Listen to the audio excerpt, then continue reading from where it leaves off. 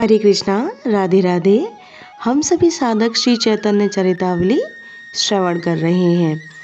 प्रसंग है श्रीमती विष्णुप्रिया देवी गतांक से आ गई। विष्णुप्रिया जी का वैराग्य और भी अधिक बढ़ गया। अब वे दिन रात्रि अपने प्राणनाथ के विरह में तड़पती रहती थीं। अभी तक माता के वियोग का दुख कम नहीं हुआ था कि प्रिया जी को यह हृदय विदारक समाचार मिला कि श्री गौर अपनी लीला को संवरण करके अपने नित्य धाम को चले गए। इस दुस्सह समाचार को सुनकर तपस्विनी विष्णुप्रिया जी कटे हुए केले के वृक्ष के समान भूमि पर गिर पड़ी। उन्होंने अन्न जल का एकदम परित्याग कर दिया। स्वामिनी भक्त वंशीवदन ऐसी दशा में कैसे अन्न ग्रहण करता? वह प्रिया जी का मंत्र शिष्य भी था, इसलिए उसने भी अपने मुंह में अन्न का दाना नहीं दिया। भक्तों ने आकर भांति भांति की विनती की, किंतु प्रिया जी ने अन्न जल ग्रहण करना स्वीकार ही नहीं किया। जब स्वप्न में आकर प्रत्यक्ष श्री गौरांग देव ने उनसे अभी कुछ दिन और शरीर धारण करने की आज्ञा दी, तब उन्होंने थोड़ा अन्न जल ग्रहण किया। एक दिन प्रिया जी भीतर शयन कर रही थीं। वंशीवदन बाहर बरामदे में सो रहा था। उसी समय स्वप्न में उन्होंने देखा मानो प्रत्यक्ष श्री गौरांग आकर कह रही हों, जिस नीम के नीचे मैंने माता के स्तन का पान किया था, उसी के नीचे मेरी काष्ठ की मूर्ति स्थापित करो, मैं उसी में आकर रहूँगा। विष्णुप्रिया देवी उसी समय चौंक कर उठ बैठी। प्रातःकाल होने को था। वंशीवदन भी जाग गया और उसने भी उसी क्षण ठीक यही स्वप्न देखा था। जब दोनों ने परस्पर एक दूसरे को स्वप्न की बात सुनाई, तब तो शीघ्र ही दारूमयी मूर्ति की स्थापना का आयोजन होने लगा। वंशीवदन ने उसी नीम की एक सुंदर लकड़ी काटकर बढ़ई से एक बहुत ही सुंदर श्री गौरांग की मूर्ति बनवाई। 15 दिन में मूर्ति बनकर तैयार हो गई। वंशीवदन ने लोहे की सलाका से उस पर अपना नाम खोदा। जब वस्त्राभूषण पहनाकर श्री गौरांग विग्रह को सिंहासन पर पधराया गया, तब सभी को उसमें प्रत्यक्ष श्री गौरांग के दर्शन होने लगे। वंशीवदन ने दूर दूर से भक्तों को बुलाकर खूब धूमधाम से उस मूर्ति की प्रतिष्ठा की और एक बड़ा भारी भंडारा किया। देवी विष्णुप्रिया जी ने श्री विग्रह की नित्य नैमित्तिक पूजा के निमित्त अपने भाई तथा भाई के पुत्र यादव नंदन को मंदिर में नियुक्त किया। श्री विष्णुप्रिया जी नित्य प्रति मंदिर में दर्शन करने के निमित्त जाया करती थीं और वंशीवदन भी उस मनोहर मूर्ति के दर्शनों से परम प्रसन्न होता था। वह मूर्ति अब तक श्री नवद्वीप में विराजमान है और उसके गोस्वामी पुजारी उन्हीं श्री यादवानंदाचार्य के वंशजों में से ही होते हैं। आजकल वे सभी श्रीमान और धन संपन्न हैं। भक्तों में वे महाप्रभु के श्यालक वंश गोस्वामी बोले जाते हैं। कुछ काल के अनंतर वंशीवदन भी इस असार संसार को परित्याग करके परलोकवासी बन गए। अब प्रिया जी की सभी सेवा का भार वृद्ध दामोदर पंडित के ही ऊपर पड़ा। अपने प्रिय शिष्य के वियोग से प्रिया जी को अत्यधिक क्लेश हुआ और अब उन्होंने घर से बाहर निकलना भी बंद कर दिया। पहले अंधेरे में कांचना के साथ गंगा स्नान करने के निमित्त घाट पर चली जाती थी। अब घर में ही गंगा जल मंगाकर स्नान करने लगी। कोई भी पुरुष उनके दर्शन नहीं कर सकता था। उन्होंने वैसे तो परपुरुष से जीवन भर कभी बातें नहीं की, किंतु अब उन्होंने भक्तों को भी दर्शन देना बंद कर दिया। शाम के समय पर्दे की आड़ में से भक्तों को उनके चरणों के दर्शन होते थे। उन अरुण रंग के कोमल चरण कमलों के दर्शन से ही भक्त अपने को कृतकृत्य समझते। श्रीमद अद्वैताचार्य जी अभी तक जीवित थे। वृद्धावस्था के कारण उनका शरीर बहुत ही अधिक जर्जरित हो गया था। उन्होंने जब प्रिया जी के ऐसे कठोर तप की बात सुनी, तब तो उन्होंने अपने प्रिय शिष्य ईशान नागर को प्रिया जी का समाचार लेने के निमित्त नवद्वीप भेजा। शांतिपुर से नगर महाशय आए। यहाँ दामोदर पंडित और श्रीवास पंडित से मिलकर उन्होंने जगन माता श्री विष्णुप्रिया जी के दर्शनों की इच्छा प्रकट की। दामोदर पंडित ईशान नागर को प्रिया जी के अंतःपुर में ले गए और वे प्रिया जी के चरण कमलों के दर्शनों से कृतार्थ हुए। उन दिनों प्रिया जी का तप अलौकिक हो रहा था। वे सदा पूजा मंदिर में ही बैठी रहती, एक पात्र में चावल भरकर सामने रख लेती और दूसरे पात्र को खाली ही रखती। प्रातःकाल स्नान करके वे महामंत्र का जप करने बैठ जाती। एक बार हरे राम राम राम हरे हरे, हरे कृष्णा कृष्णा कृष्णा हरे हरे, यह 16 नामों वाला मंत्र कह लिया और एक चावल उस खाली पात्र में डाल दिया। इस प्रकार तीसरे पहर तक वे निरंतर जप करती रहती। जप की संख्या के साथ डाले हुए उतने ही चावलों को तीसरे पहर बनाती। उनमें ना तो नमक डालती और न दाल बनाती, बस उन्हीं में से थोड़े से चावल भोग लगाकर प्रसाद रूप में स्वयं पा लेती और शेष थोड़े से भक्तों को प्रसाद बांटने के निमित्त थाली में छोड़ देती, जिसे कांचना भक्तों में बांट देती। पाठक अनुमान तो लगावे, 32 अक्षर वाले इस मंत्र को जपने से कितने चावल तीसरे पहर तक होते होंगे।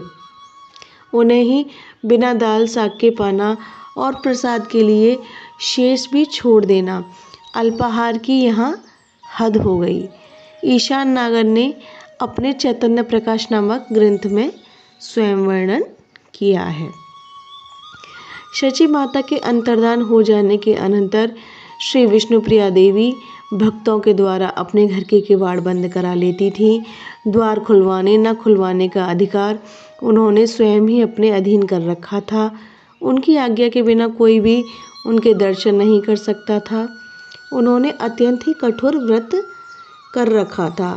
प्रातःकाल नित्य कर्मों से निवृत्त होकर वे हरिनाम जप करने के निमित्त कुछ चावल अपने सम्मुख रख लेती थी और प्रति मंत्र पर एक एक चावल मिट्टी के पात्र में डालती जाती थी। इस प्रकार वे तीसरे पहर तक जप करती थी। फिर तीसरे पहर यत्नपूर्वक वस्त्र से मुख को बांधकर उन चावलों को पाक करती थी। बिना नमक और बिना दाल शाक के उन चावलों का महाप्रभु को भोग लगाती थी। भांति भांति के स्नेह वचन कहती, स्तुति प्रार्थना करके विविध भांति के विलाप करती। अंत में आचमनी देकर भोग उतारती और उसमें से एक मुट्ठी भर चावल प्रसाद समझकर पा लेती। शेष बचा हुआ प्रसाद भक्तों में वितरित कर दिया जाता था। इस प्रकार का कठोर व्रत कौन कर सकेगा? सचमुच कोई भी इस व्रत को नहीं कर सकता। श्री गौरांग की अर्धांगिनी, सचमुच तुम्हारा यह व्रत तुम जैसी तपस्विनी की प्रणयिनी के ही अनुरूप है। माता, तुम्हारे ही तप से तो गौर भक्त तप और व्रत का कठोर नियम सीखे हैं। हमारी माताएं तुम्हें अपना आदर्श बना ले तो यह अशांतिपूर्ण संसार स्वर्ग से भी बढ़कर सुखकर और आनंदप्रद बन जाए। श्री ईशान नागर ने प्रिया जी का सभी वृत्तांत अपने प्रभु अद्वैताचार्य से जाकर कहा। आचार्य ने सुनकर कुछ अनमनस्क भाव से कहा, अच्छा, जैसी श्री कृष्ण की इच्छा। अवधूत नित्यानंद जी जाह्नवी और वसुमती नाम की अपनी दोनों गृहिणियों को छोड़कर परलोकवासी बन चुके थे। वसुमती की गोद में वीरचंद्र नामक एक पुत्र था। जाह्नवी की गोद खाली थी। जाह्नवी देवी पढ़ी लिखी और देश काल को समझने वाली थी। पति के पश्चात वे ही भक्तों को मंत्र दीक्षा देती थी। उनका आज तक कभी श्री विष्णुप्रिया जी से साक्षात्कार नहीं हुआ था। अपने पति अवधूत नित्यानंद द्वारा वे विष्णुप्रिया जी के गुणों को सुनती रहती थी। अब जब उन दोनों ने श्री विष्णुप्रिया देवी जी के ऐसे कठोर तप की बात सुनी, तब तो श्री विष्णुप्रिया जी के दर्शनों की उनकी इच्छा प्रबल हो उठी। वे दोनों शांतिपुर से श्री अद्वैताचार्य के घर आईं और वहां से अद्वैताचार्य की गृहिणी श्री सीता देवी को साथ लेकर विष्णुप्रिया जी के दर्शनों को चली। नवद्वीप में वंशीवदन के घर आकर उतरी। इस बात को हम पहले ही बता चुके हैं कि वंशीवदन इस असार संसार को सदा के लिए त्याग गए थे। उनके चैतन्यदास और निताईदास ये दोनों पुत्र थे। बड़े पुत्र के उन दिनों एक पुत्र हुआ था जिसका नाम घर वालों ने रामचंद्र रखा था।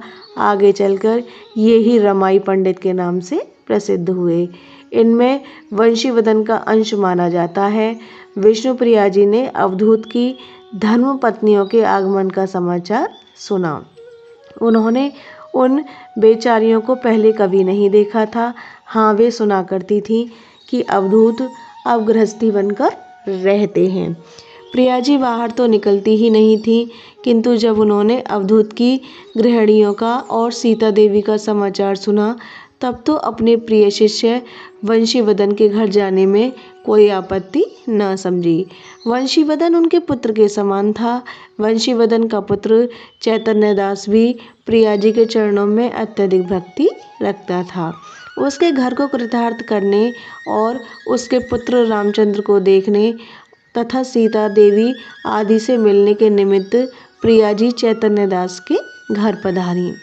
चैतन्य दास का घर प्रिया जी के घर के अत्यंत ही समीप था। प्रिया जी के पधारने से परिवार के सभी लोगों के हर्ष का ठिकाना नहीं रहा। नित्यानंद जी की गृहिणी जाह्नवी देवी ने उठकर विष्णुप्रिया जी का स्वागत किया। दोनों ही महापुरुषों की अर्धांगिनी सगी दो बहनों के समान परस्पर हृदय से हृदय मिलाकर मिली। तब जाह्नवी देवी एकांत में प्रिया जी को लेकर उनसे स्नेह की बातें करने लगी। जाह्नवी ने स्नेह से प्रिया जी के कोमल कर को अपने हाथ में लेते हुए कहा, बहन, तुम इतना कठोर तप क्यों कर रही हो? इस शरीर को सुखाने से क्या लाभ? इसी शरीर से तो तुम हरि नाम ले सकती हो। बहन, तुम्हारी ऐसी दयनीय दशा देखकर मेरी छाती फटी जाती है। मेरे पति महाप्रभु की आज्ञा से अवधूत वेश छोड़कर गृहस्थी बन गए हैं। उन्हें इतनी कठोरता अभिष्ट नहीं है। मेरे पति मुझसे अंतिम समय में कह गए थे, शरीर को कष्ट देना ठीक नहीं, बहुत कठोरता काम की नहीं होती। धीरे धीरे आंखों में आंसू भरकर प्रिया जी ने कहा, बहन, तुम अपने पति की आज्ञा का पालन करो। मेरे पति तो भिक्षुक बनकर भिक्षा पर निर्वाह करके स्त्रियों के स्पर्श से दूर रहकर घोर तपस्या की तरह जीवन भर रहे। उन्होंने अपने शरीर को कभी सुख नहीं पहुंचाया। मैं तो जितना बन सकेगा शरीर को सुखाऊंगी। इतना कहते कहते प्रिया जी रुदन करने लगी। इसके अनंतर उन्होंने जाकर सीता देवी के पैर छुए। सीता माता ने उनके हाथ पकड़ते हुए कहा, तुम गौरांग की गृहिणी हो, जगन माता हो, तुम मेरे पैर मत छुओ। विष्णुप्रिया जी अधीर होकर वृद्धा सीता माता की गोद में लुढ़क गईं।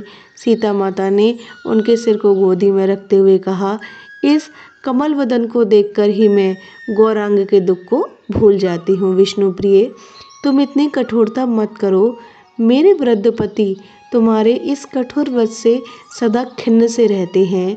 विष्णुप्रिया जी के दोनों कमल के समान बड़े बड़े नेत्रों से निरंतर अश्रु निकल रहे थे। सीता माता उन्हें अपने अंचल से पोंछ देती और उसी क्षण से वे फिर भर जाते।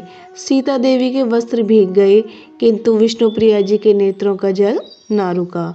रोते रोते उन्होंने सबसे विदा ली। जाह्नवी देवी ने पूछा, बहन, अब कब भेंट होगी? अपने आंसुओं से जाह्नवी देवी के वक्षस्थल को भिगोती हुई विष्णुप्रिया जी ने कहा, अब मिलना क्या, जब देव की इच्छा होगी। इतना कहते कहते प्रिया जी ने रोते रोते जाह्नवी देवी का और वसुमती देवी का आलिंगन किया। सीता माता के पैर छुए और वे घर को चली गईं। अब विष्णुप्रिया जी का वियोग दिनों दिन अधिकाधिक बढ़ने लगा। अब वे दिन रात रोती ही रहती थीं। कांचना उन्हें श्री चैतन्य लीलाएं सुना सुनाकर सांत्वना प्रदान करती रहती, किंतु विष्णुप्रिया जी का हृदय अपने पति के पास पतिलोक में जाने के लिए तड़प रहा था। इसलिए रात दिन उनके नेत्रों से अश्रुधारा ही प्रवाहित होती रहती। फाल्गुनी पूर्णिमा थी। चैतन्य देव के जन्म का दिवस था। विष्णुप्रिया जी की अधीरता आज अन्य दिनों की अपेक्षा अत्यधिक बढ़ गई थी। वे पागलों की तरह हाँ प्राणनाथ, हाँ हृदय रमण, हाँ जीवन सर्वस्व कहकर लंबी लंबी सांसें छोड़ती थीं। कांचना उनकी ऐसी दशा देखकर चैतन्य चरित्र सुना सुनाकर सांत्वना देने लगी, किंतु वे शांत होती ही नहीं थीं। थोड़ी देर के पश्चात उन्होंने कहा, कांचने, तू यादव को तो बुला ला, आज मैं उनकी मूर्ति के भीतर से दर्शन करना चाहती हूँ। कांचना ने उसी समय आज्ञा का पालन किया। वह जल्दी से यादवाचार्य गोस्वामी को बुला लाई। आचार्य ने मंदिर के कपाट खोले। लंबी लंबी सांस लेती हुई वस्त्र से शरीर ढककर विष्णुप्रिया देवी जी ने मंदिर में प्रवेश किया और थोड़ी देर एकांत में रहने की इच्छा से किवाड़ बंद करा दिए। यादवाचार्य ने किवाड़ बंद कर दिए। कांचना द्वार पर खड़ी रही। जब बहुत देर हो गई तब कांचना ने व्यग्रता के साथ आचार्य से किवाड़ खोलने को कहा। आचार्य ने डरते डरते किवाड़ खोले। बस अब वहाँ क्या था, श्री विष्णुप्रिया जी तो अपने पति के साथ एकीभूत हो गईं। उसके पश्चात फिर किसी को श्री विष्णुप्रिया जी के इस भौतिक शरीर के दर्शन नहीं हुए। मंदिर को शून्य देखकर कांचना चीत्कार मारकर बेहोश होकर गिर पड़ी। सभी भक्त हाहाकार करने लगे। हा गौर, हा विष्णुप्रिय की करुणा भरी ध्वनि से दिशा विदिशाएं भर गईं। भक्तों के करुण क्रंदन से आकाशमंडल गूंजने लगा। यह प्रसंग अब यहीं विश्राम लेता है। हरे कृष्णा, राधे राधे।